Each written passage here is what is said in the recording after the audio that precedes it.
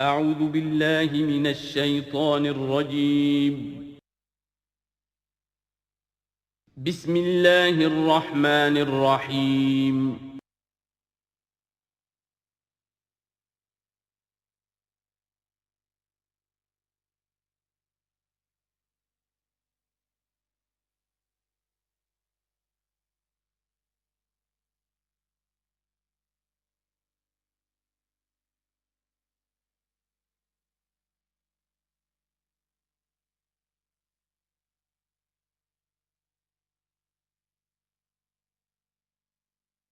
اعوذ باللہ من الشیطان الرجیم بسم اللہ الرحمن الرحیم وعدکم اللہ مغانم کثیرۃ تاخذونها، اللہ تعالیٰ نے اے مسلمانوں تم سے وعدہ کیا ہے بہت سی غنیمتوں کا جو تمہیں حاصل ہوں گی۔ فعجل لکم ہذہ، تو یہ تو اللہ نے فوری طور پر تمہیں عطا کر دی ہے، یعنی یہ فتح مبین۔ وکف ایدی الناس عنکم، اور لوگوں کے ہاتھ تمہاری جانب سے روک لیے، یعنی جنگ اگر ہوتی ظاہر بات ہے کہ قریش بھی پھر اگر اس میں اپنی قوت کا مظاہرہ کرتے تو کچھ نہ کچھ نقصان تو مسلمانوں کا بھی ہوتا۔ کف ایدی الناس عنکم، ان کے ہاتھ باندھ لیے اور روک لیے اللہ نے تم سے۔ وَلِتَكُونَ آیَةً لِّلْمُؤْمِنِينَ، اور تاکہ یہ اہل ایمان کے لیے ایک نشانی بن جائے۔ وَيَهْدِيَكُمْ صِرَاطًا مُسْتَقِيمًا، اور اللہ تعالیٰ اب تمہیں سیدھی راہ پر جو ہے گامزن کر دے، یعنی تمہاری اس جد و جہد کو، اجتماعی جو جد و جہد ہے تمہاری، اسے براہ راست تیر کی طرح سیدھا اب اس کے آخری ہدف اور منزل مقصود تک پہنچا دے۔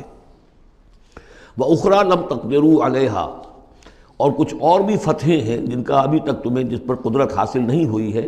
قد احاط اللہ بہا، اللہ تعالیٰ ان کا بھی احاطہ کیے ہوئے ہے، یعنی یہ کہ اس کے فوراً بعد تمہیں ایک فتح ملے گی جو کہ خیبر کی ہوگی، کیونکہ یہ اس جو رکوع ہم نے دوسرا پڑھائے ہیں، تیسرا اس سے پہلے نازل ہوا ہے، اور یہ کہ پھر فتح مکہ ہونے والی ہے۔ اللہ تعالیٰ نے یہ تمام فتوحات جو اللہ کے تو علم میں ہے، اللہ کے نے ان کا احاطہ کیا ہوا ہے۔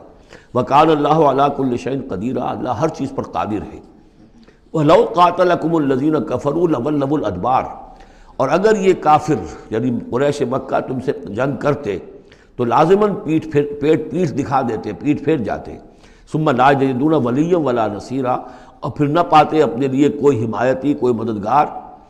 سنت اللہ التی قد خلت من قبل، یہ اللہ کی وہ سنت ہے، اس کا دستور ہے، اس کا قانون ہے کہ جو پہلے سے چلا آ رہا ہے، یعنی یہ کہ اللہ تعالیٰ اپنے رسولوں کی مدد کرتا ہے۔ تو اب رسول کے ساتھ اگر وہ جنگ پر آمادہ ہو گئے ہوتے تو یقیناً ان کو پیٹھ دکھانی پڑتی اور شکست ان کا مقدر بنتی۔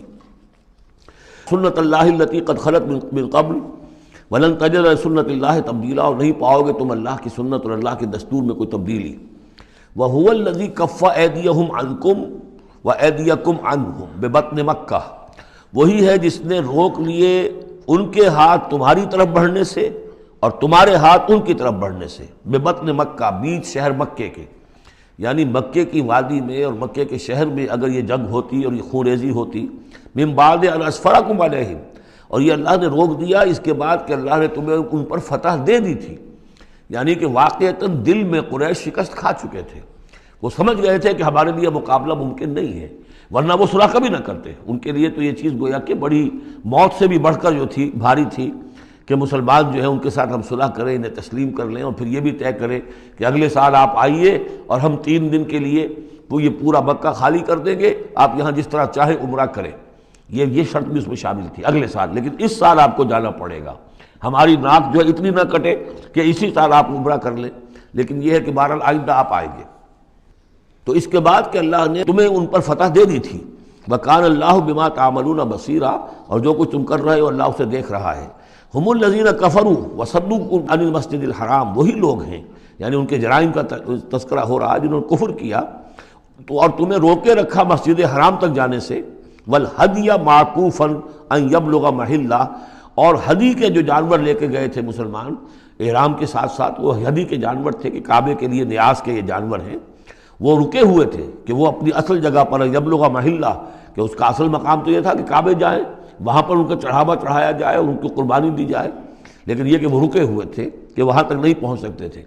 لیکن یہ اللہ نے کیوں ہاتھ روک لیے، ان کے ہاتھ تم سے، تمہارے ہاتھ ان سے کیوں روک لیے، جنگ کیوں نہیں ہونے دی، اس کی حکمت اب آ رہی ہے۔ وَلَوْلَا رِجَالٌ مُؤْمِنُونَ وَنِسَاءٌ مُؤْمِنَاتٌ، اگر نہ ہوتے مرد مومن اور عورتیں مومنات، لم تعلموہم جنہیں تم نہیں جانتے تھے، ان تطؤوہم اندیشہ تھا کہ تم انہیں بھی پیس ڈالتے. یعنی جب جنگ ہوتی ہے، بھٹی گرم ہو جاتی ہے، اس وقت تو تحقیق و تفتیش مشکل ہوتی ہے. اب وہ مسلمان کے جو ہجرت نہیں کر سکے، ان میں ضعفاء بھی تھے، ان میں مریض بھی تھے، ان میں عورتیں بھی تھیں جن کے لیے ممکن ہی نہیں تھا، جیسا کہ ہم سورہ نساء میں پڑھ چکے ہیں کہ جن کے لیے بالکل ممکن ہی نہیں تھا، اللہ تعالیٰ نے ان کو معاف کر دیا تھا. ہجرت نہیں کر رہے تب بھی اللہ ان سے مواخذہ نہیں کرے گا. تو اب وہ لوگ بھی موجود تھے مکے کے اندر. اب اگر یہ چکی چلتی تو پھر تو یہ پیس ڈالتی ان کو بھی. وَلَوْلَا رِجَالٌ مُؤْمِنُونَ وَنِسَاءٌ مُؤْمِنَاتٌ لَمْ تَعْلَمُوهُمْ أَن تَطَؤُوهُمْ تم جانتے ہی نہیں تھے، ہو سکتا ہے کہ تم انہیں بھی کچل دیتے. فَتُصِيبَكُم مِّنْهُمْ مَعَرَّةٌ، اور ان کے معاملے میں پھر تم پر ایک الزام آ جاتا بغیر علم، اس کے بغیر کہ تمہیں کوئی علم ہو، تمہاری بے خبری میں تم پر الزام آتا کہ ان اہل ایمان نے آ کر اپنے اہل ایمان ساتھیوں کو بھی قتل کر دیا. لِيُدْخِلَ اللَّهُ فِي رَحْمَتِهِ، اللہ نے اسی لیے روک دیا اس جنگ کو اس وقت اور تمہیں فتح دے دی صلح کی شکل میں، تاکہ اللہ تعالیٰ داخل کرے اللہ تعالیٰ اپنی رحمت میں جس کو چاہے. وَلَوْ تَزَيَّنُوا لَعَذَّبْنَا الَّذِينَ كَفَرُوا مِنْهُمْ عَذَابًا أَلِيمًا، اگر وہ علیحدہ ہو چکے ہوتے، یعنی مسلمان اہل ایمان مرد اور عورتیں جو ہیں جو ابھی تک مقیم ہیں یہاں پر، اگر وہ یہاں سے نکل چکے ہوتے، علیحدہ ہو چکے ہوتے، تو پھر باقی یہاں صرف کفار رہ گئے ہوتے، تو ہم اسی وقت لَعَذَّبْنَا الَّذِينَ كَفَرُوا مِنْهُمْ عَذَابًا أَلِيمًا، تو ان کافروں کو ہم ابھی وہ بدترین عذاب کا مزہ چکھا دیتے. اس جعل الذین کفروا فی قلوبہم الحمیۃ حمیۃ الجاہلیہ، جب کافروں نے اپنے دلوں کے اندر ایک حمیت جو ہے، ایک بڑی غیرت اور حمیت کا معاملہ، لیکن وہ حمیت جاہلی تھی کہ ہم لوگ، اور کیسے ممکن ہے کہ ہم انہیں یہاں پر عمرہ کرنے دیں.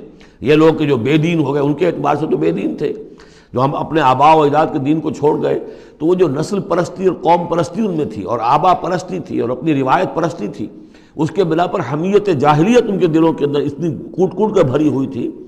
اس جعل الذین کفروا فی قلوبہم الحمیۃ حمیۃ الجاہلیہ، انہوں نے حمیت جاہلی کو اپنے دلوں کے اندر راسخ کر لیا تھا. فانزل اللہ سکینتہ علی رسولہ وعلی المؤمنین، تو اللہ تعالیٰ نے اپنا طرف سے سکون نازل فرما دیا اپنے رسول پر صلی اللہ علیہ وسلم اور اہل ایمان پر. وَأَلْزَمَهُمْ كَلِمَةَ التَّقْوَىٰ، اور اللہ تعالیٰ نے ان پر لازم کر دیا تقویٰ کی بات کو، یعنی اللہ تعالیٰ نے تقویٰ کو ان پر لازم کر دیا. وَكَانُوا أَحَقَّ بِهَا، یقیناً وہ تقویٰ کے زیادہ حقدار بھی ہیں، وَأَهْلَهَا، اور واقعتاً تقویٰ کے اہل ہیں، ان کے اندر تقویٰ موجود ہے. وَكَانَ اللَّهُ بِكُلِّ شَيْءٍ عَلِيمًا، اور یقیناً اللہ تعالیٰ ہر چیز کا علم رکھتا ہے. لَقَدْ صَدَقَ اللَّهُ رَسُولَهُ الرُّؤْيَا بِالْحَقِّ، اب ایک شبہ کا ازالہ ہو رہا ہے کہ کچھ لوگوں کو یہ خیال پیدا ہوا ہوگا کہ رسول کا تو خواب بھی سچا ہوتا ہے اور وحی کے درجے میں ہے. حضور نے ہمیں فرمایا تھا کہ میں نے خواب دیکھا ہے کہ ہم عمرہ کر رہے ہیں تو چلو، اور یہاں ہم عمرہ نہیں کر سکے تو رسول کا خواب جھوٹا ہو گیا. یہ اگر شک کسی کے دل میں پیدا ہوا تو اس کو ظاہر کر رہے ہیں کہ رسول کا خواب جھوٹا نہیں ہوا. یعنی یہ کہ اس میں جب حضور سے پوچھا بھی گیا، آپ نے تو فرمایا تھا کہ ہم عمرہ کریں گے، تو آپ نے فرمایا تھا یہ میں نے کب کہا تھا کہ اسی سال ضرور کریں گے، عمرہ کریں گے. چنانچہ اگلے سال وہ عمرہ ہوا. سن 7 میں اسے عمرہ قضا کہتے ہیں، جو صلح حدیبیہ میں طے ہو گیا تھا کہ اگلے سال آپ آئیے عمرہ کیجئے، تو عمرہ قضا جو ہے یہ عمرہ چونکہ رہ گیا تھا، درمیان میں ہی بند ہو گیا، تو عمرہ قضا، اس عمرے کی قضا اگلے سال جو ہے سن 7 میں آپ نے دی. اور 3 دن تک قریش نے مکے کو خالی کر دیا، پہاڑوں پر چڑھ گئے، اور مسلمان 3 دن تک مکے کے اندر مقیم رہے، انہوں نے اپنے اطمینان سے عمرہ ادا کیا. تو فرمایا لقد صدق اللہ رسولہ الرؤیا بالحق، اللہ نے بالکل سچا دکھایا خواب اپنے رسول کو، اس میں قطعاً کسی جھوٹ کا شائبہ نہیں. لَتَدْخُلُنَّ الْمَسْجِدَ الْحَرَامَ إِنْ شَاءَ اللَّهُ آمِنِينَ مُحَلِّقِينَ رُؤُوسَكُمْ وَمُقَصِّرِينَ لَا تَخَافُونَ، تم اے مسلمانوں لازماً داخل ہوگے مسجد حرام میں انشاءاللہ پورے امن کے ساتھ، آمنین بے کھٹ کے، محلقین رؤوسکم ومقصرین، اپنے سروں کو حلق بھی کراؤ گے اور قصر بھی کراؤ گے. سر منڈوا دینا احرام کھولتے ہوئے یہ گویا کہ حلق ہے، اور چھوٹے بال کر دینا یہ قصر ہے. تو محلقین رؤوسکم ومقصرین لا تخافون، اور تمہیں کوئی اندیشہ نہیں ہوگا. یعنی جو ہو گیا اگلے سال کہ بالکل مکہ خالی، کوئی اندیشہ نہیں، کوئی مٹ بھیڑ نہیں، کسی طرف سے کوئی تانا نہیں، کوئی بری بات بھی سننے میں نہیں آئی، اور وہ سب لوگ جو ہیں وہ رہے اپنے پہاڑوں کے اوپر. فعلم ما لم تعلموا، تو اللہ جانتا ہے جو تم نہیں جانتے. فجعل من دون ذلك فتحا قریبا، تو اس کے بعد اللہ تعالیٰ نے ایک بڑی فتح رکھی ہے قریب. یعنی یہ کہ اس کے فوراً بعد اس سے ورے، اس لیے کہ اس عمرہ قضا سے پہلے فتح خیبر ہوئی ہے، اور بہت جو مغانم کا تذکرہ ہو رہا ہے اس میں جو غنیمت آئی ہے بہت نمایاں، وہ غزوہ خیبر کی ہے۔ ایک تو یہ کہ یہودیوں کا گڑھ تھا، بہت مالدار تھے، پھر یہاں سے جو گئے تھے 2 قبیلے نکل کر گئے تھے، وہ بھی اکثر ان میں سے وہیں آباد ہو گئے تھے، تو وہ ان کی بڑی جمعیت تھی وہاں پر، اور یہودی ویسے مالدار ہوتے ہیں، تو وہاں پہ جو غنیمت ملی ہے مسلمانوں کو، اس کے طرف اشارہ ہو رہا ہے اللہ تعالیٰ نے اس سے پہلے کہ تم عمرہ قضا ادا کرو، اور جب تم داخل ہوگے مسجد حرام، اس سے پہلے جو ہے اللہ تعالیٰ تمہیں فتح دے گا، نصیب کرے گا۔ اب وہ آیت آ گئی، هو الذی ارسل رسولہ بالہدی ودین الحق لیظہرہ علی الدین کلہ، یعنی یہ جو سلسلہ اب جا رہا ہے، صراط مستقیم، سیدھا راستہ، کس منزل کی طرف جا رہا ہے؟ دنیا میں مسلمانوں تمہاری جد و جہد کی منزل کیا ہے؟ اللہ کے دین کا غلبہ، اس لیے کہ ہم نے اپنے رسول کو بھیجا ہی اس کام کے لیے۔ یہ سورہ توبہ میں آیت ہم پڑھ چکے ہیں، فرق صرف یہ ہے کہ وہاں پر تھا هو الذی ارسل رسولہ بالہدی ودین الحق لیظہرہ علی الدین کلہ ولو کرہ المشرکون، یہاں آخری حصہ ہے وکفی باللہ شہیدا، لیکن سورہ توبہ والی آیت جوں کی توں پھر سورہ صف میں آ جائے گی، وہ بھی اب زیادہ دور نہیں رہی ہے، وہ بھی ہم جلدی پڑھیں گے۔ تو اللہ نے تو بھیجا ہے اپنے رسول کو صلی اللہ علیہ وسلم الہدا دے کر، یعنی قرآن حکیم جو ہدایت کاملہ ہے، نو انسان را پیام آخری حامل او رحمت للعالمین، هو الذی ارسل رسولہ بالہدی ودین الحق، اور دین حق دے کر بھیجا ہے۔ یہ دین کی بات کیجئے، اب دیکھیے الدین، ان اقیم الدین، اللہ کے دین کو قائم کرو۔ ام لہم شرکاء شرعوا لہم من الدین ما لم یأذن بہ اللہ، کیا ان کے شریکوں نے بھی کوئی دین دیا ہے انہیں؟ اللہ نے انہیں دین حق دیا ہے، اور دین حق اس لیے دیا ہے کہ اسے غالب کرے کل کے پورے نظام زندگی کے اوپر، پورے نظام زندگی پر۔ وہی ہے جس نے بھیجا ہے اپنے رسول کو صلی اللہ علیہ وسلم بالہدا، ہدایت دے کر، قرآن دے کر، ودین الحق، اور سچا دین، حق دین، عادلانہ نظام زندگی دے کر، لیظہرہ علی الدین کلہ، تاکہ وہ غالب کریں اسے کل کے کل نظام زندگی پر، وکفی باللہ شہیدا، اور کافی ہے اللہ مدد کے لیے۔ عام طور پر ترجمہ یہاں پر گواہ کا کیا گیا ہے، آپ نے دیکھا ہوگا، لیکن یہاں اس لفظ شہید کا مطلب جو مدد کے ہے۔ اس کے لیے یہ کہ نوٹ کیجئے جو سورہ بقرہ کے 30 رکوع میں آیا تھا، فَإِن كُنتُمْ فِي رَيْبٍ مِّمَّا نَزَّلْنَا عَلَىٰ عَبْدِنَا فَأْتُوا بِسُورَةٍ مِّن مِّثْلِهِ وَادْعُوا شُهَدَاءَكُم مِّن دُونِ اللَّهِ إِن كُنتُمْ صَادِقِينَ، بلا لو اپنے مددگاروں کو اللہ کے سوا اگر تم سچے ہو۔ تو چونکہ اصل میں شہیدہ کے معنی تو ہے حاضر ہونا، شہیدہ یشہدو، کسی کی موجودگی اور حاضری، جو موجود ہوتا ہے وقوع پر وہی صحیح گواہی دینے کا اہل ہے، اس لیے اس کے معنی گواہی کے پیدا ہو گئے، اور جو موجود ہو وہی آپ کی مدد بھی کر سکتا ہے، اس لیے اس کے معنی مددگار کے بھی ہیں۔ آپ کا کوئی دوست ہے، بڑا آپ کا بہی خواہ ہے، لیکن جب آپ پر کوئی ستم ہو رہا تھا، ظلم ہو رہا تھا، زیادتی ہو رہی تھی، وہ موجود ہی نہیں تھا بیچارہ، وہ کیا کرے گا؟ آپ کی مدد نہیں کر سکتا۔ تو مددگار بھی معنی ہے لفظ شہید کے۔ وَكَفَى بِاللَّهِ شَهِيدًا، اللہ کافی ہے مددگار کی حیثیت سے۔ محمد الرسول اللہ والذین معہ، یہ وہ جماعت ہے جو اس بیعت کی بنیاد پر وجود میں آئی ہے۔ نوٹ کر لیجئے اس بات کو، یہ بیعت کے تذکرے کے ساتھ اب یہ آیت آ رہی ہے۔ محمد الرسول اللہ صلی اللہ علیہ وسلم ایک بیعت تو وہ لیتے تھے کہ جو کوئی ایمان لاتا تھا، ایمان کی بیعت، لیکن جو آپ نے اہل مکہ سے کبھی نہیں لی، بلکہ وہاں تو جس نے بھی کہہ دیا اشہد ان لا الہ الا اللہ واشہد ان محمد رسول اللہ، کوئی فارمل ڈیکلیریشن، کوئی اور اس کے لیے کوئی سمبولک کوئی اقدام نہیں تھا، الا یہ کہ کوئی باہر سے آتا تھا تو بیعت ہوتی تھی۔ اس کے بعد آپ نے بیعت مکے میں 2 لی ہیں، بیعت عقبہ اولیٰ، بیعت عقبہ ثانیہ، اور بیعت عقبہ ثانیہ کی بیعت وہ ہے کہ جس سے اب وہ ایک جماعتی شکل بنی ہے، اس لیے کہ اس کے الفاظ کیا ہیں؟ متفق علیہ روایت ہے، یہ بخاری اور مسلم دونوں میں، راوی اس کے حضرت عبادہ بن صامت رضی اللہ تعالیٰ عنہ۔ وہ بیعت کیا تھی؟ بایعنا رسول اللہ صلی اللہ علیہ وسلم علی السمع والطاعۃ فی العسر والیسر والمنشط والمکرہ وعلی عثرۃ علینا وعلی لا ننازع الامر اہلہ وعلی ان نقول بالحق اینما کنا لا نخاف فی اللہ لومۃ لائم۔ ہم نے بیعت کی تھی اللہ کے رسول سے کہ آپ کا ہر حکم سنیں گے اور مانیں گے، اطاعت کریں گے، فی العسر والیسر، خواہ مشکل ہو اور خواہ آسانی ہو، والمنشط والمکرہ، خواہ ہماری طبیعت آمادہ ہو، خواہ ہمیں اپنی طبیعتوں پر جبر کرنا پڑے، وعلی عثرۃ علینا، خواہ ہم پر دوسروں کو ترجیح دی جائے، ہم کبھی نہیں کہیں گے کہ ہم آپ کے پرانے ساتھی ہیں، آپ نے بالکل ایک نووارد کو ہمارے اوپر امیر کیسے مقرر کر دیا، نہیں، اٹس یور پریروگیٹو، یہ آپ کا اختیار ہوگا، جس کو آپ چاہیں امیر بنائیں۔ وَعَلَىٰ أَلَّا نُنَازِلَ أَمْرَهُ لَهُ، جنہیں آپ والی امر بنا دیں گے، امیر بنا دیں گے، ان سے بھی ہم جھگڑیں گے نہیں، ان سے تعاون کریں گے، ان کی اطاعت کریں گے۔ جیسے کہ ایک اور حدیث میں حضور نے فرمایا من اطاعنی فقد اطاع اللہ ومن عصانی فقد عصی اللہ، جس نے میری اطاعت کی اس نے اللہ کی اطاعت کی، اور جس نے میری نافرمانی کی اس نے اللہ کی نافرمانی کی۔ ومن اطاع امیری فقد اطاعنی، جس نے میرے مقرر کردہ امیر کی اطاعت کی اس نے میری اطاعت کی۔ ومن عصی امیری فقد عصانی، جس نے میرے مقرر کردہ امیر کی نافرمانی کی اس نے میری نافرمانی کی۔ اب ظاہر بات ہے جب جماعتی زندگی ہوتی ہے تو ایک ہی امیر نہیں ہوتا، اب ایک فوج ہے، ایک سپہ سالار ہے، لیکن اور چھوٹے چھوٹے جو اس کے حصے ہیں، میمنہ پر کوئی اور ہے، میسرہ پر کوئی اور ہے، اب قلب پر کوئی اور ہے، چھوٹے چھوٹے کمانڈرز بھی تو ہیں، چھوٹی سی کمپنی ہے، پلاٹون ہے، پھر بٹالین ہے، بٹالین سے اوپر ریجیمنٹ ہے، ہر جگہ پر جو ہے اس کے جو آفیسرز موجود ہیں، جو کمانڈرز موجود ہیں، ان سب کا سلسلے وار سب و طاعت کا نظام اگر نہیں ہوگا تو وہ فوج کہاں ہوئی؟ اس طرح ایک جماعت ہے، ایک پورے ملک کے اندر جماعت ہے، اس کا امیر ہے، پھر اس کے کئی صوبائی اس کی شاخیں اس کے امیر ہیں، تو یہ تو نظام اس طرح چلے گا۔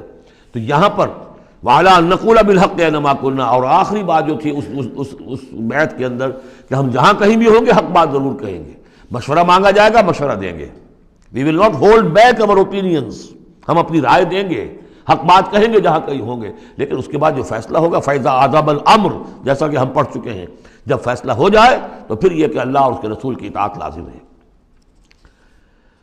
تو فرمایا یہ محمد رسول اللہ والذین معہ کی جو جماعت بنی ہے اس شکل میں، اس قتال کے مرحلے کے شروع ہونے سے پہلے، منہج انقلاب نبوی میں اقدام کا مرحلہ جب آیا ہے، پیسو ریزسٹنس جب ایکٹیو ریزسٹنس میں چینج ہو رہی ہے، تو اب وہ ایک نظم جماعت کی شکل ہے، اور وہ بیعت عقبہ ثانیہ کی بنیاد پر وجود میں آیا۔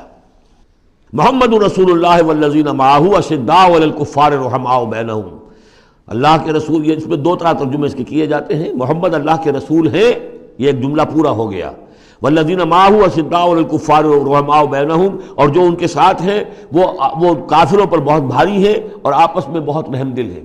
اور ایک ترجمہ یہ بھی ہے کہ محمد رسول اللہ والذین معہ، یہ سب مل کر مبتدا بنی، اللہ کے رسول محمد اور جو ان کے ساتھ ہیں ان سب کی شان یہ ہے کہ اشداء علی الکفار رحماء بینہم، وہ کفار کے حق میں بڑے سخت ہیں لیکن آپس میں بہت رحم دل ہیں، رحیم ہیں، شفیق ہیں۔ یہ ہم پڑھ چکے ہیں سورہ مائدہ میں بھی، اذلۃ علی المؤمنین اعزۃ علی الکافرین، اہل ایمان کے حق میں وہ بہت ہی نرم خو ہو، حلقہ یاراں تو بریشم کی طرح نرم، رزم حق و باطل ہو تو فولاد ہے مومن۔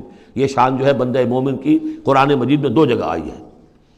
تراہم رکعاً سجدا یبتغون فضلا من اللہ ورضوانا، تم دیکھو گے ان کو کبھی سجدے میں گرے ہوئے ہوں گے اور کبھی رکوع کر رہے ہوں گے، وہ اپنے رب کے فضل کے متلاشی رہتے ہیں ہر دم ہر آن، اور اللہ کی رضا چاہتے ہیں۔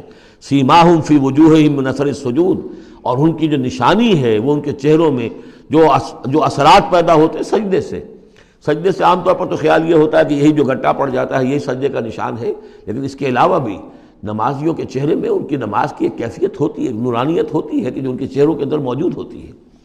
ذالک مثلہم فی التوراۃ، یہ ہے ان کی مثال اور تمثیل جو تورات میں آئی تھی، ومثلہم فی الانجیل، اور انجیل میں جو ان کی مثال دی گئی تھی وہ یہ ہے کزرع اخرج شطأہ، جیسے ایک کھیتی وہ اپنا پٹھا نکالتی ہے، فآزرہ، پھر اسے گاڑھا کرتی ہے، فاستغلظ، اور فاستویٰ، اس کو مضبوط کرتی ہے اور پھر اسے گاڑھا کرتی ہے، فاستویٰ علی سوقہ، پھر اپنی نال پر کھڑی ہو جاتی ہے۔ چھوٹی سی کوئی کوپل پھوٹتی ہے، پھر وہ بڑھتی ہے، نرم سی ہے، پھر ذرا اس کا جو تنا بنتا ہے وہ اس کے اوپر پھر کھڑی ہو جاتی ہے سیدھی۔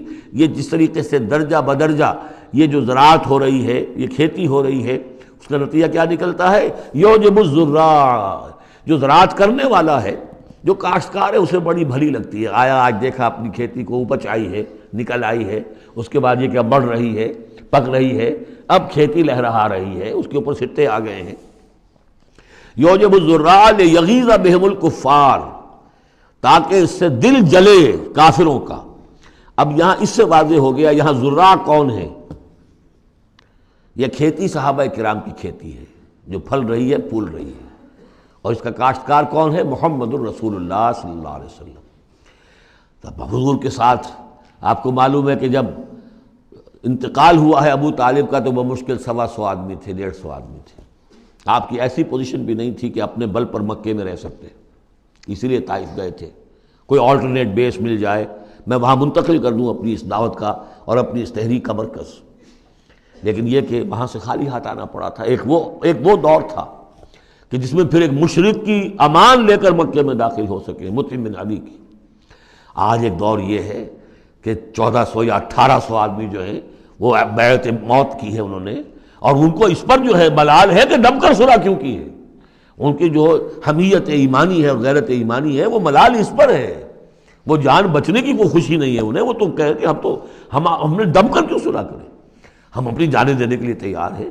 کھیتی جو ہے اپج رہی ہے، تو فرمایا کزرع اخرج شطأہ فآزرہ فاستغلظ فاستوى على سوقه يعجب الزراع ليغيظ بهم الكفار وعد الله الذين آمنوا وعملوا الصالحات منهم مغفرة واجرا عظیما۔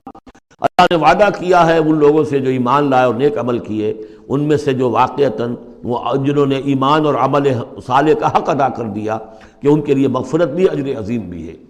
یہاں جو مولانا عثمانی صاحب نے حاشیہ لکھا ہے مجھے بہت پسند آیا کہ اگرچہ حضور کے سارے ساتھی جو ہیں وہ سب کے سب وہی تھے کہ جو ایمان اور عمل صالح کا حق ادا کر چکے تھے، پھر بھی منہم کی ایک قید لگا کر گویا کہ ان کو یہ بات بتا دی گئی ہے کہ اصل معاملہ ہے کہ موت تک انسان قائم رہے اس پر، مبادا بعد میں کہیں کسی کے اندر کوئی تزلزل پیدا ہو جائے، ورنہ یہ کہ اگر کسی کو اس طرح کا یقین دلا دیا جائے تو اس سے تو یہ کہ پھر اطمینان پیدا ہو جائے گا۔ ہونا یہ چاہیے کہ آخری وقت تک ڈرتا رہے آدمی، بین الخوف والرجا کی کیفیت رہے کہ کہیں ایسا نہ ہو کہ میں پھر کہیں آج جس مقام پر اللہ نے مجھے پہنچا دیا ہے کہیں پاؤں پھسل جائے۔ مغفرت و اجر عظیم کا اللہ نے وعدہ فرمایا۔ اب یہ سورہ مبارکہ آ گئی سورۃ الحجرات۔ میں ابتدا میں عرض کر چکا ہوں کہ اس کی حیثیت ایک ضمیمے کی ہے، جوڑا ہے سورہ فتح اور سورہ محمد، اور وہ بالکل اپنے اس کے ترتیب کے اعتبار سے بالکل صحیح جوڑا ہے۔ یہ در حقیقت سمجھیے کہ سورہ فتح کی چند آیات کی مزید وضاحت ہے۔ مثلا سورہ فتح میں ہم نے یہ پڑھا تھا وَلِتُعَزِّرُوهُ وَتُوَقِّرُوهُ، اللہ کے رسول کی تعظیم، توقیر، ان کی مدد، ان کی نصرت، یہ تمہارے لیے لازم ہے۔ پھر ہم نے ابھی پڑھا اہل ایمان کے لیے تمہیں رحم دل ہونا چاہیے، اہل ایمان کے لیے تمہارا طرز عمل جو ہے وہ بہت ہمدردانہ، نیک، بھلائی کا، خیر خواہانہ ہونا چاہیے۔ یہ ساری چیزیں جو ہیں اس میں اب سامنے آ رہی ہیں۔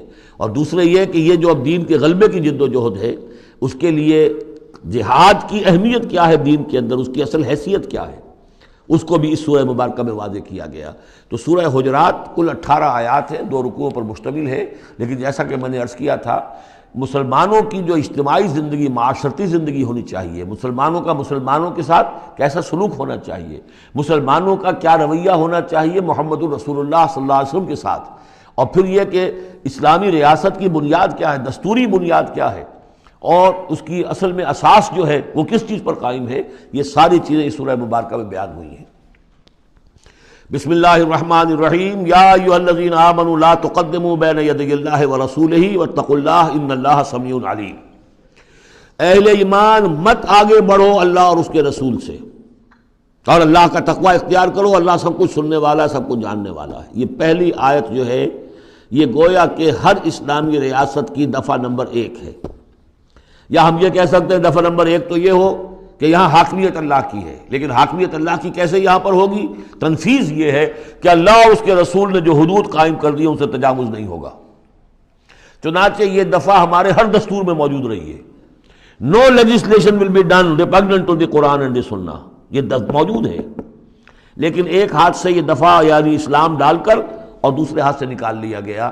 ایک آئیڈیولوجیکل کونسل بنا دی گئی ہے، وہ غور کرتی رہے گی، کوئی قانون کوئی خلاف ہے اگر اسلام کے تو وہ رپورٹ پیش کرتی رہے گی، سال بسال رپورٹیں آتی رہیں گی، کوئی لازم نہیں ہے دستور کی روح سے کہ ان کی دی ہوئی رپورٹ پر عمل بھی ہوگا، لہذا وہ الماریوں پر الماریاں بھرتی رہیں۔ کام ہوا ہے، محنتیں ہوئی ہیں، کوششیں ہوئی ہیں، ان میں ایک بڑی اچھی محنت ہوئی تھی جو اقتصادیات کے بارے میں ہوئی تھی کہ سود کے بغیر کیسی بینکنگ کا نظام قائم کیا جائے، اس میں بڑی محنت ہوئی ہے، لیکن دستور میں کوئی گارنٹی نہیں ہے کہ اس آئیڈیولوجیکل کونسل کی کوئی سفارشات لازماً وہ ان کی تنفیذ بھی ہوگی، تو معلوم ہوا کہ وہ بس ایک ایکسرسائز ان فیوٹیلیٹی ہے اکثر و بیشتر۔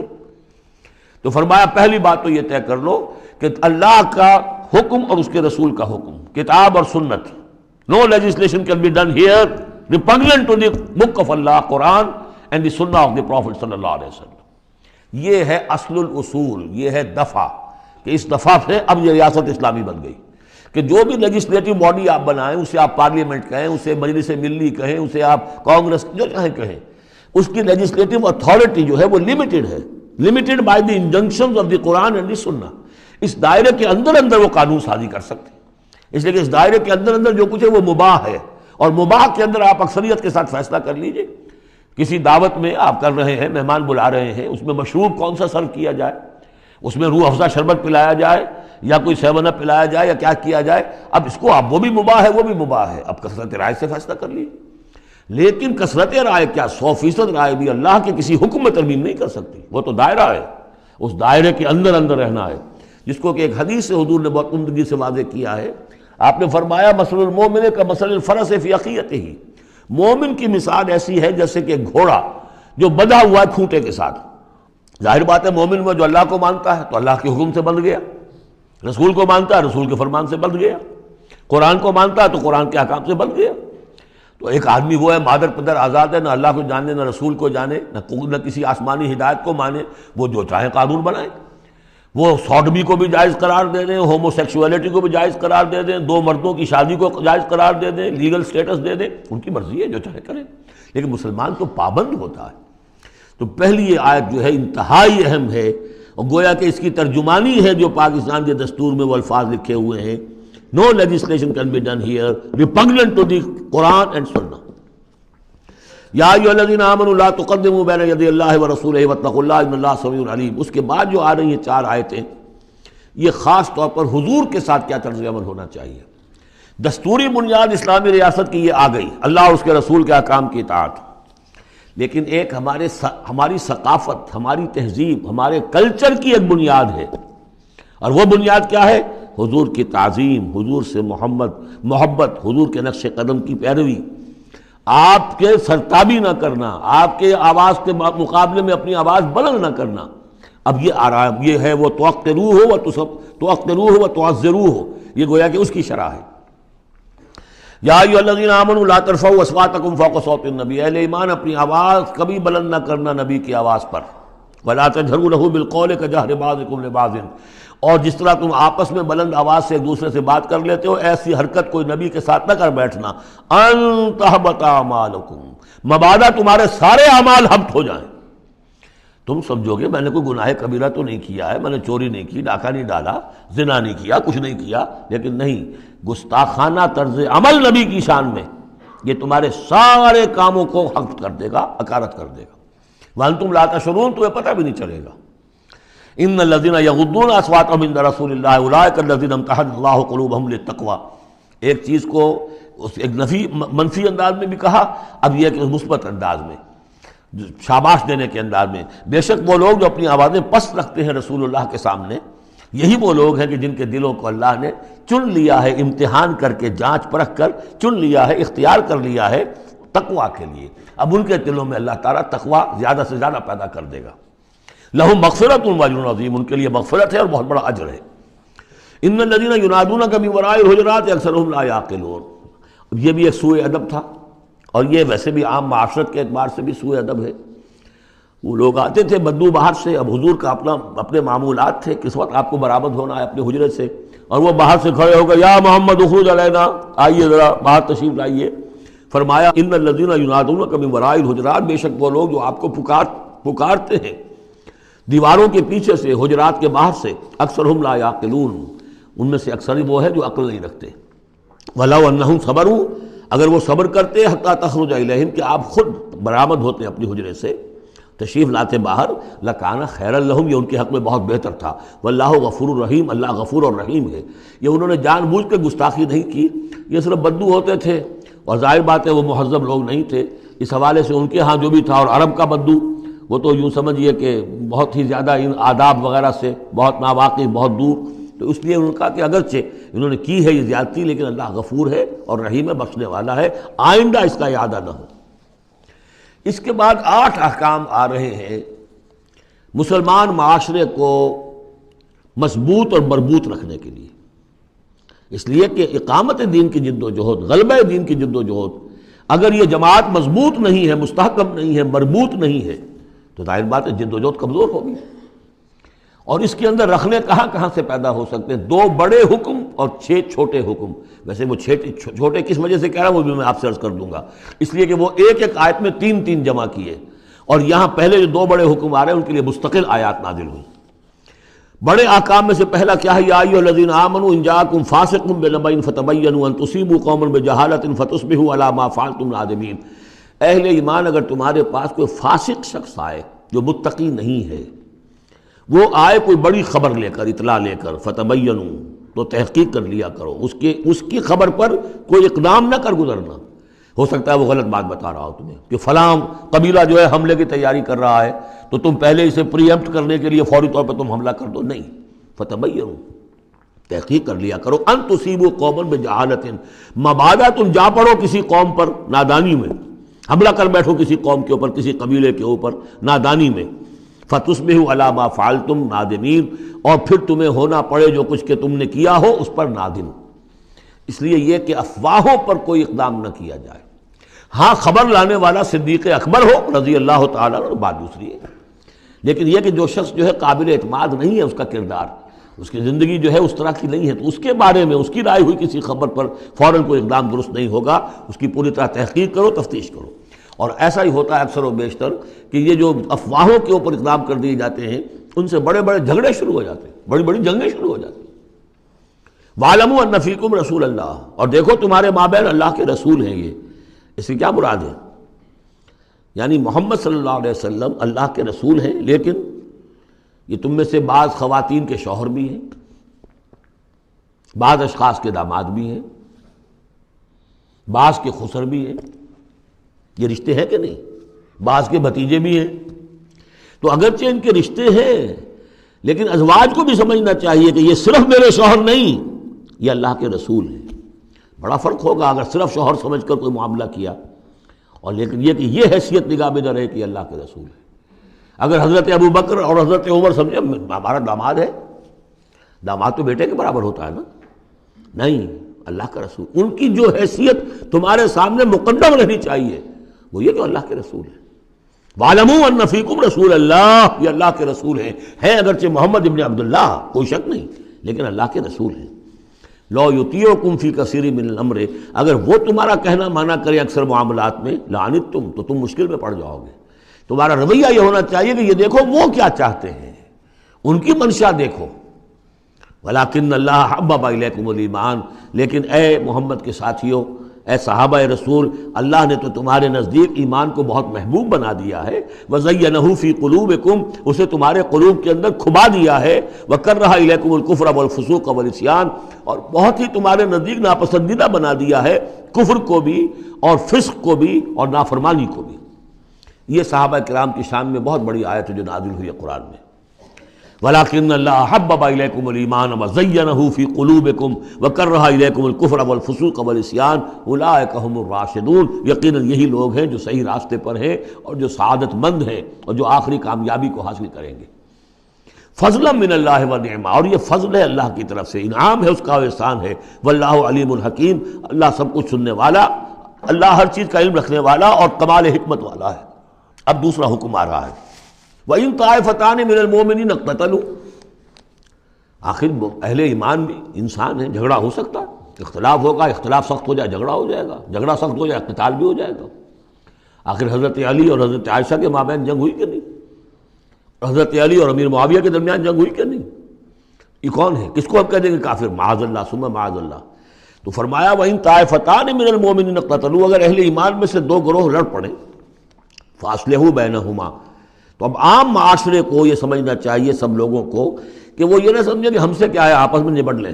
نہیں، ان کے درمیان صلح کراؤ، تمہارا فرض ہے، یہ اجتماعی فریضہ ہے، صلح کراؤ. فَأَصْلِحُوا بَيْنَهُمَا، انڈیفرنس ہمیں کیا تعلق؟ غلط.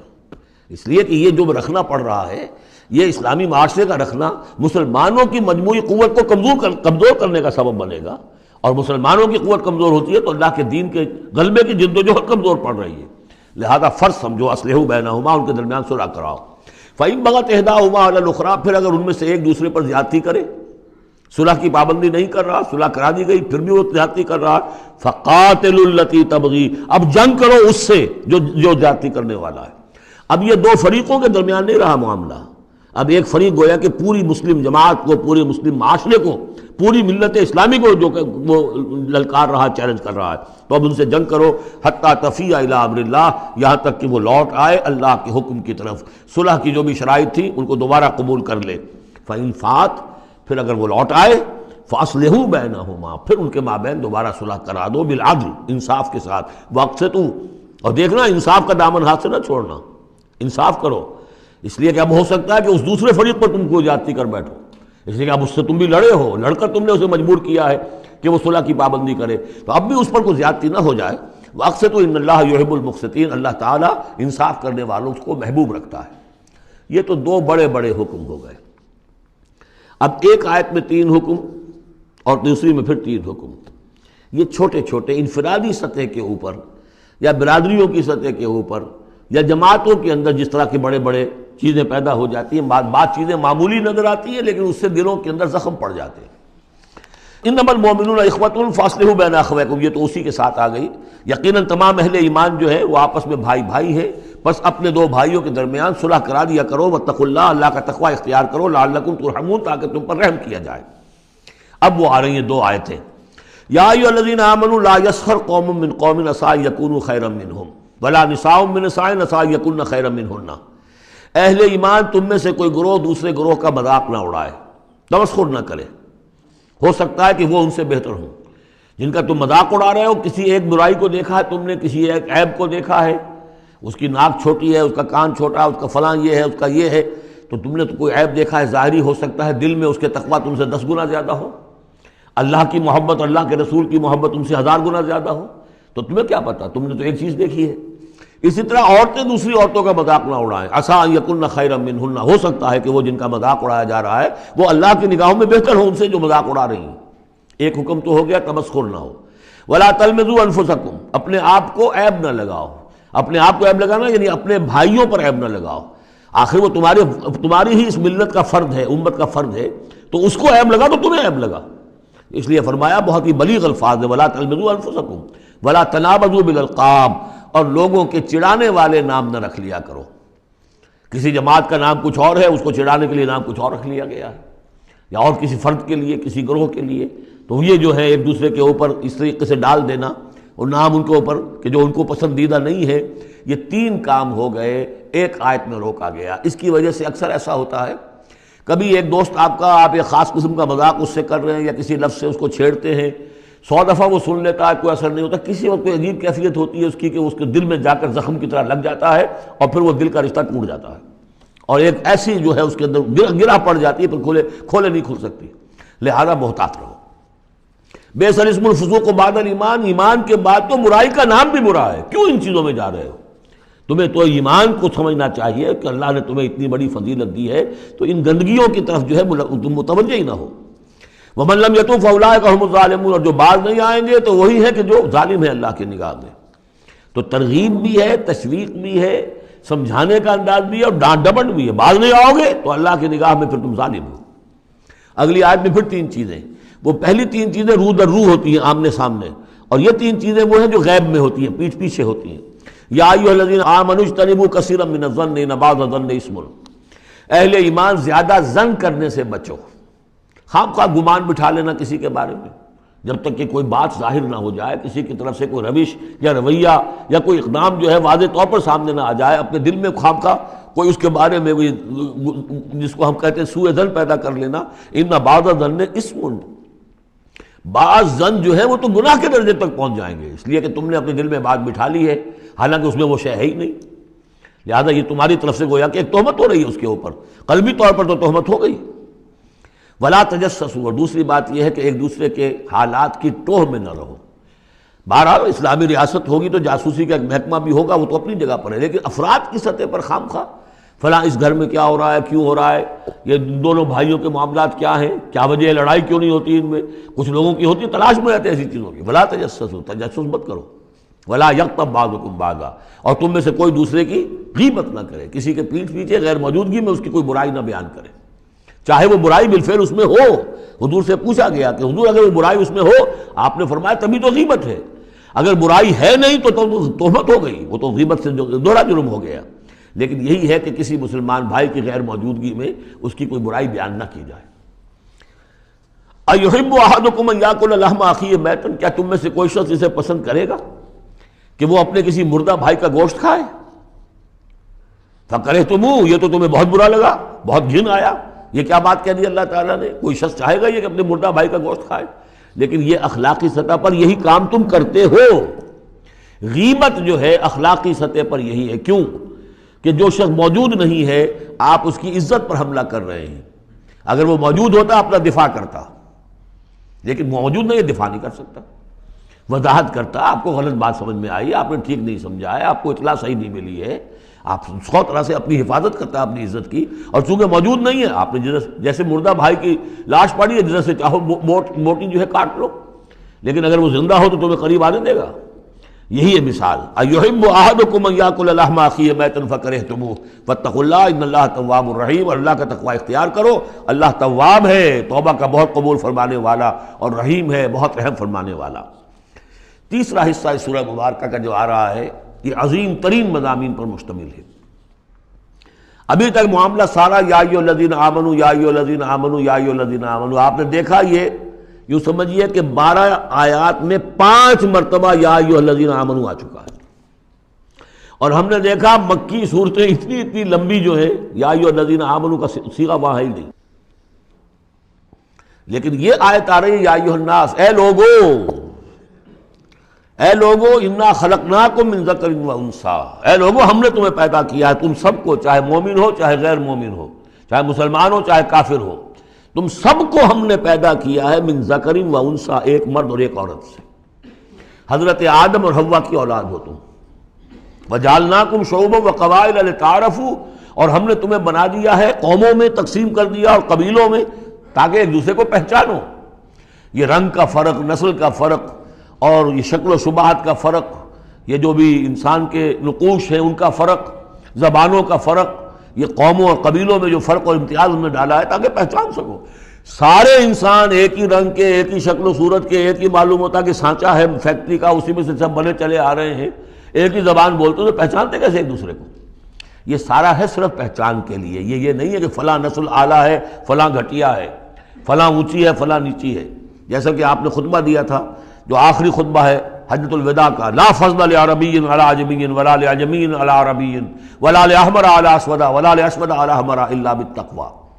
کسی عربی کو، کسی عرب کو عجمی پر کوئی فضیلت نہیں، کسی عجمی کو کسی عرب پر کوئی فضیلت نہیں، کسی سرخ رو کو کسی سیاہ فام پر کوئی فضیلت نہیں، کسی سیاہ فام کو کسی سرخ رو پر کوئی فضیلت نہیں. ہاں فضیلت ہے تو تقوی کی بنیاد پر ہے.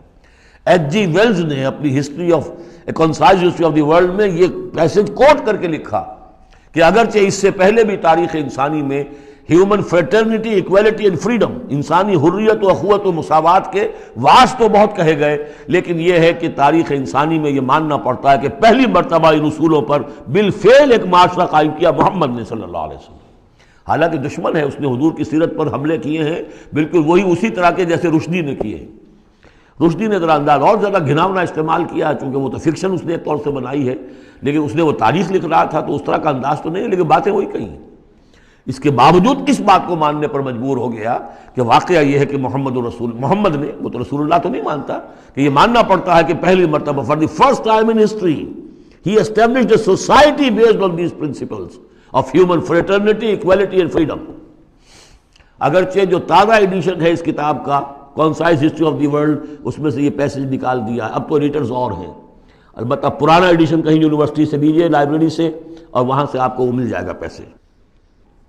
یا ایھا الناس انا خلقناکم من ذکر و انثی وجعلناکم شعوبا وقبائل لتعارفوا، یہ تعارف کے لیے. ان اکرمکم عند اللہ اتقاکم، یقیناً تم میں سب سے زیادہ باعزت اللہ کے نزدیک وہ ہے جو سب سے بڑھ کر متقی ہے. ان اللہ علیم خبیر، یقیناً اللہ تعالیٰ سب کو جاننے والا اور باخبر ہے.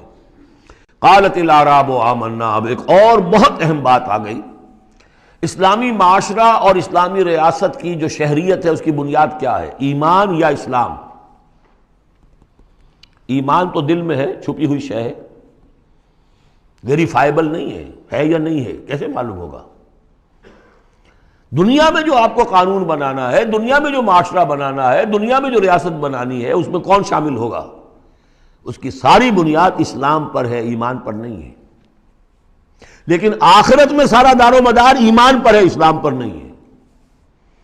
آپ جو ہے یہاں کی ابھی سینسس ہوگا آپ کے ملک میں، آپ مسلم لکھا ہوا ہے آپ کے خانے میں مسلم، لیکن یہ کہ اس کی بنا پر اللہ کے ہاں چھوٹ نہیں ہو جائے گی، اللہ دیکھے گا ایمان بھی تھا کہ نہیں۔ ان اللہ لا ينظر الى صورکم ولا الى اموالکم ولکن ينظر الى قلوبکم واعمالکم، اللہ تمہاری صورتوں اور اموال کو نہیں دیکھتا، تمہارے دلوں اور اعمال کو دیکھتا ہے۔ تو یہ جو ایمان اور اسلام کا فرق ہے، اسلامی ریاست اسلامی معاشرے کی اس بحث میں اہم ترین ہے، اس کی بنیاد ایمان پر نہیں ہے، اسلام پر ہے۔ اس کے لیے بیان کیا کیا؟ قالت الاعراب آمنا، یہ بدو کہہ رہے ہیں ہم ایمان لے آئے۔ قل لم تؤمنوا، اے نبی ان سے کہہ دیجئے تم ہرگز ایمان نہیں لائے ہو۔ لم تؤمنوا ہے، یہ نفی جہاد میں لم ہو رہی ہے، فعل مضارع پر لم لا کر تاکید ہو جاتی ہے۔ ما آمنتم نہیں، لم تؤمنوا، تم ہرگز ایمان نہیں لائے ہو، ولکن قولوا اسلمنا، یوں کہو کہ ہم اسلام لے آئے ہیں، ہم مسلمان ہو گئے، ہم نے اطاعت قبول کر لی۔ وَلَمَّا يَدْخُلِ الْإِيمَانُ فِي قُلُوبِكُمْ، ابھی تک ایمان تمہارے دلوں میں داخل نہیں ہوا۔ وَإِن تُطِيعُوا اللَّهَ وَرَسُولَهُ، لیکن اگر تم اللہ اور اس کے رسول کی اطاعت کرتے رہو گے، لا يَلِدْكُم مِّنْ أَعْمَالِكُمْ شَيْئًا، اللہ تعالیٰ تمہارے اعمال میں سے کوئی کمی نہیں کرے گا۔ ان اللہ غفور الرحیم، اللہ غفور الرحیم ہے۔ یعنی قانون تو یہی بنتا ہے، اصول تو یہ بنتا ہے، جب تک ایمان دل میں نہ ہو تو کسی کا کوئی عمل قبول نہ ہو۔ لیکن اللہ غفور ہے، رحیم ہے، اس کی شان غفاری اور اس کی شان رحیمی کے صدقے سے اللہ نے تمہیں یہ رعایت دی ہے کہ اگر نفاق نہ ہو، چاہے ایمان ابھی دل کے اندر راسخ نہیں ہے، لیکن اللہ اور اس کے رسول کی اطاعت کرتے رہو، اگرچہ یہ اطاعت ہوگی total obedience, partial obedience is no obedience, it has to be total. ادخلوا فی السلم کافہ، اسلام میں بھی جزوی داخلہ جو ہے قبول نہیں ہے، پورا کا پورا ہم تن سموچے۔ لیکن بہرحال اسلام تو یہ ہے۔ اب اگر تم جاننا چاہو کہ مومن کسے کہتے ہیں تو سن لو، اس کی ڈیفینیشن یہ آ گئی۔ اب یہ میں نے سورہ انفال کے دوران بھی اس کو وضاحت کیا تھا کہ اس کے دو حصے جو اس ڈیفینیشن کے، سورہ انفال میں دوسری آیت، دوسری تیسری، اور ادھر آخر سے پہلی آیت جو ہے اس میں ان کو دونوں کو علیحدہ کر دیا گیا۔ یہ ہے گویا کہ comprehensive definition of a Muslim, of a مومن۔ Who is a مومن؟ انما المؤمنون الذين آمنوا بالله ورسوله ثم لم يرتابوا، مومن تو بس صرف وہ ہے جو ایمان لائے اللہ پر اور اس کے رسول پر، پھر شک میں ہرگز نہیں پڑے۔ لم يرتابوا، پھر وہی جہاد میں لم، ہرگز کوئی شک نہیں پیدا کیا، یعنی یقین بن گیا، ایمان دل کے اندر راسخ ہو گیا۔ جیسے کہ فرمایا صحابہ کرام کے بارے میں، وَلَٰكِنَّ اللَّهَ حَبَّبَ إِلَيْكُمُ الْإِيمَانَ وَزَيَّنَهُ فِي قُلُوبِكُمْ، تمہارے دلوں میں کھبا دیا اس نے۔ جب تک ایمان دل میں داخل نہیں ہوا، دل میں راسخ نہیں ہوا، صرف زبان پر ہے آمنت باللہ وملائکتہ وکتبہ ورسلہ، یہ اسلام ہے۔ بنی الاسلام علی خمس، اس میں یقین قلبی شامل نہیں ہے۔ شہادت اللہ الہ الا اللہ وان محمد رسول اللہ، زبان سے گواہی کہ اللہ کے سوا کوئی معبود نہیں اور محمد اللہ کے رسول ہے، وإقام الصلاۃ وإیتاء الزکوٰۃ وصوم رمضان وحج البیت۔ اس لیے کہ ایمان ذرا کسی اور شے کا نام ہے۔ وہ ایمان کیا ہے؟ اس کے دو حصے کر دیے۔ اب یہ اس شہادت سے نیچے یقین قلبی والی بات ایڈ ہو جائے اور ادھر عمل میں جہاد ایڈ ہو جائے تو 7 چیزیں ہوں گی تو اب یہ مومن شمار ہوگا۔ 5 چیزیں تو اسلام کو تو ہونی ہے۔ مومن جو ہے وہ مسلم تو ہوگا ہی لا محالہ، لیکن اس سے اوپر کی منزل ہے تو 2 چیزیں اور بڑھ جائیں گی۔ وہ کیا ہے؟ انما المؤمنون الذين آمنوا بالله ورسوله ثم لم يرتابوا وجاهدوا باموالهم وانفسهم في سبيل الله، اور جہاد کریں اپنے مالوں کے ساتھ اور اپنی جانوں کے ساتھ اللہ کی راہ میں۔ اولئک هم الصادقون، یہ لوگ ہیں جو سچے ہیں، دعوی ایمان میں سچے ہیں۔ کہنا آسان ہے آمنت باللہ وملائکتہ وکتبہ، لیکن واقعتاً ایمان ہے یا نہیں اس کا جائزہ لے لو۔ جیسا کہ میں نے عرض کیا، باطل کے نظام کے تحت زندگی گزارتے ہوئے اگر اس کو ذہناً قبول کیا ہوا ہے، اس کی چاکری کر رہے ہیں، اسی کی خدمت کر رہے ہیں اور اپنی توانائیاں صرف کر رہے ہیں اسی نظام کے تحت پھلنے اور پھیلنے اور پھولنے میں، زیادہ کمائیں، زیادہ بڑے گھر میں رہیں، زیادہ شاندار محل ہو، زیادہ ہماری کار لمبی ہو، ہمارا یہ ہو، ہمارا وہ ہو، سارا دن رات اور سارا خون پسینہ اسی کام کے لیے ہوا، وہ مومن نہیں ہو سکتا۔ غلبہ باطل کے تحت انڈر پروٹیسٹ رہنا پڑے گا، ایسے رہنا ہوگا جیسے کہ جیل میں انسان رہتا ہے۔ الدنیا سجن المومن و جنت الکافر، اور یہ کہ اپنی توانائی میں سے منیمم سبسسٹنس لیول پر جو آپ کے وجود کو برقرار رکھنے کے لیے ناگزیر ہو، اس حد تک تو اپنے وقت اور توانائی اور اپنی قوت اور صلاحیت میں لگائیں آپ، اپنے اور اپنے اہل و عیال کی ضروریات پوری کرنے کے لیے۔ باقی سارا وقت، ساری صلاحیت، ساری قوت اللہ کے دین کو غالب کرنے کی جد و جہد، نظام باطل کو جڑ سے اکھیڑ کر پھینک کر اور اللہ کے دین کو قائم کرنے کی جد و جہد۔ اگر یہ نہیں ہے، اگر یہ نہیں تو بابا پھر سب کہانیاں ہیں، پھر یہ اسلام کا دعویٰ ہے۔ اسلام تو ہے، مانے گا تم دنیا میں تم مسلمان عورت سے شادی کر سکتے ہو، مسلمان باپ کی وراثت تمہیں مل جائے گی، قانونی حقوق سارے تمہارے مسلمانوں کے ہوں گے، اسلامی ریاست میں تم مکمل شہری شمار ہو جاؤ گے، لیکن مومن شمار نہیں ہوگے اللہ کے ہاں۔ قالت الاعراب، یہ آیات تو ایسی ہیں کہ یہ یاد کر لیجئے آج کی رات۔ قالت الاعراب آمنا قل لم تؤمنوا ولكن قولوا اسلمنا، معلوم ہوا علیحدہ کر دیا ہے، بالکل واحد مقام ہے یہ قرآن مجید کا جس میں اسلام اور ایمان کو یوں کر دیا علیحدہ، کہ ایک گروہ ایسا بھی تھا جس کے بارے میں کہا گیا ایمان تمہارے دلوں میں تاحال داخل نہیں ہوا۔ البتہ اس آیت سے بعض لوگوں کو یہ مغالطہ ہو جاتا ہے کہ یہ منافقین کی بات نہیں ہے، اس لیے کہ منافقین کا تو کوئی عمل قبول نہیں اللہ کے ہاں۔ یہاں کہا جا رہا ہے کہ اگر تم اللہ اور اس کے رسول کی اطاعت کرتے رہو گے، اللہ تمہارے اعمال میں کوئی کمی نہیں کرے گا۔ تاریخی پس منظر سمجھ لیجئے، جب اللہ تعالیٰ نے عرب میں حضور کو غلبہ عطا کر دیا، اذا جاء نصر اللہ والفتح ورأیت الناس يدخلون فی دین اللہ افواجا، اب ظاہر بات ہے کہ تمام قبائل کے اندر بیٹھ کر مشورے ہوئے، it's no use continuing resistance, اب تو بہرحال فیصلہ کل فتح محمد کو ہو گئی ہے، اب ہم مقابلہ نہیں کر سکتے، کوئی اور راستہ نہیں، جاؤ اور جا کر وفد بھیجو اور اطاعت قبول کر لو اور اسلام قبول کر لو۔ تو وہ اطاعت بھی تھی اسلامی ریاست کی، ساتھ ہی اسلام قبول کرنا بھی تھا کہ ہم نے مان لیا جی، اس لیے کہ وہاں سے تو الٹیمیٹم آ چکا تھا جو سورہ توبہ میں ہم پڑھ چکے ہیں کہ یہ صرف 4 مہینے کی مہلت ہے، اس کے بعد اگر تم ایمان نہ لائے تو فَإِذَا انْسَلَخَ الْأَشْهُرُ الْحُرُمُ فَاقْتُلُوا الْمُشْرِكِينَ حَيْثُ وَجَدتُّمُوهُمْ، تو اس کے بعد ایمان لانا ان کے لیے لازم تھا اگر رہنا عرب کے اندر۔ لیکن یہ کہ ان میں 3 طرح کے لوگ تھے، ایسے بھی یقیناً تھے جو خلوص دل سے ایمان لائے، ایسے بھی لوگ تھے جو دھوکہ دینے کے لیے ایمان لائے، جان بچانے کے لیے۔ یہ 2 ہو گئی ویلیوز، پازیٹیو اور نیگیٹو۔ بیچ میں پازیٹیو اور نیگیٹو کے مابین ایک زیرو لیول آتا ہے۔ زیرو لیول وہ تھا کہ دل میں نہ دھوکے کی نیت ہے، نہ حقیقتاً ایمان دل میں پیدا ہوا ہے، لیکن اسلام لے آئے، ٹھیک ہے ہم تیار ہیں، وہ ہے جن کا ذکر کیا جا رہا ہے۔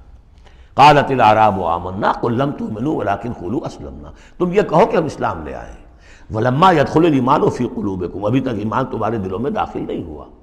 وَإِن تُطِيعُوا اللَّهَ وَرَسُولَهُ لَا يَلِدْكُم مِّنْ أَعْمَالِكُم شَيْئًا، اگر اللہ اور اس کے رسول کی اطاعت کرتے رہو گے اللہ تمہارے عمل میں سے کچھ بھی گھٹائے گا نہیں، کم نہیں کرے گا، بلکہ آگے چل کر یہ بات واضح ہو جائے گی کہ اگر اللہ اور اس کے رسول کی اطاعت کرتے رہو گے تو ایمان بھی تمہارے دلوں میں پیدا ہو جائے گا، اس لیے کہ ایمان سے عمل صالح پیدا ہوتا ہے اور عمل صالح سے بھی ایمان پیدا ہوتا ہے۔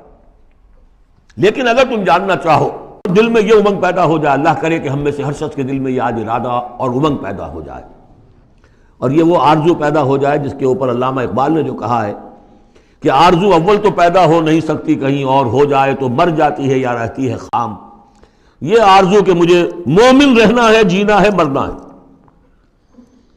یہ آرزو اول تو پیدا مشکل سے ہوتی ہے، اور ہو جائے تو معاشرہ اس کو غذا نہیں دیتا، ہر 4 طرف سے اس کے خلاف آپ پر دباؤ پڑنا شروع، دماغ خراب ہو گیا، پاگل ہو گیا، فینیٹک ہے، یہ اپنا کیریئر چھوڑ رہا ہے، یہ اپنا کاروبار برباد کر رہا ہے، وہ فلاں یہ کر رہا ہے، تو ماحول جو ہے، ماحول میں آکسیجن نہ ہو تو پودا کیسے پروان چڑھے گا؟ تو اس لیے بہت مشکل کام ہے، الا یہ کہ خلوص نیت اور عزم مصمم ہو تو اللہ تعالیٰ کی طرف سے خصوصی توفیق اور تحصیل ہوتی ہے۔ تو آج آپ اس کو سامنے رکھ کر دل میں یہ آرزو لے کر اٹھیے کہ یہ ایمان اس ڈیفینیشن پر ہمیں پورے اترنا ہے، وہ ڈیفینیشن کیا ہے؟ انما المؤمنون الذین آمنوا باللہ ورسولہ ثم لم یرتابوا وجاہدوا باموالہم وانفسہم فی سبیل اللہ اولئک هم الصادقون۔ اس آیت کے شروع اور آخر دونوں میں اسلوب حصر ہے۔ مومن صرف وہ ہیں جو ایمان لائے اللہ پر، اس کے رسول پر، پھر شک میں ہرگز نہیں پڑے، ان کے دل میں اس ایمان نے یقین کی شکل اختیار کر لی، اور پھر انہوں نے جہاد کیا اللہ کی راہ میں، کھپائے اس میں اپنے مال بھی اپنی جانیں بھی۔ یہی لوگ حقیقت میں سچے ہیں اپنے دعوی ایمان میں۔ اللہم ربنا اجعلنا منہم، اللہم ربنا اجعلنا منہم، یہی صادقون ہیں جن کے بارے میں سورہ توبہ میں ہم آیت پڑھ کر آئے ہیں، کونوا مع الصادقین، صادقین کے ساتھ ہو جاؤ۔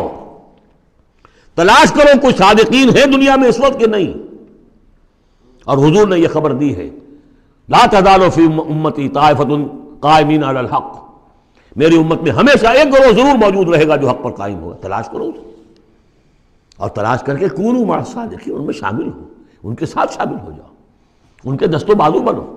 ظاہر بات ہے جمعیت کے بغیر، جماعت کے بغیر وہ اقامت دین کیسے ہوگی؟ وہ اظہار و دین الحق علی دین کلہ کیسے ہوگا؟ محمد رسول اللہ والذین معہ حزب اللہ بن گئے تھے، تبھی تو دین قائم ہوا نا۔ اب وہ ساری کیفیات جو سورہ حجرات میں آئیں، قل اتعلمون اللہ بدینکم، اب یہ نوٹ کر لیجئے، جن لوگوں کے دلوں میں وہ ایمان نہیں تھا، وہ اسلام لانے پر حضور پر اپنے احسان جتایا کرے، حضور دیکھیے ہم تو لڑے بھڑے بغیر اسلام لے آئے، تو ہمارا تو حق زیادہ ہونا چاہیے۔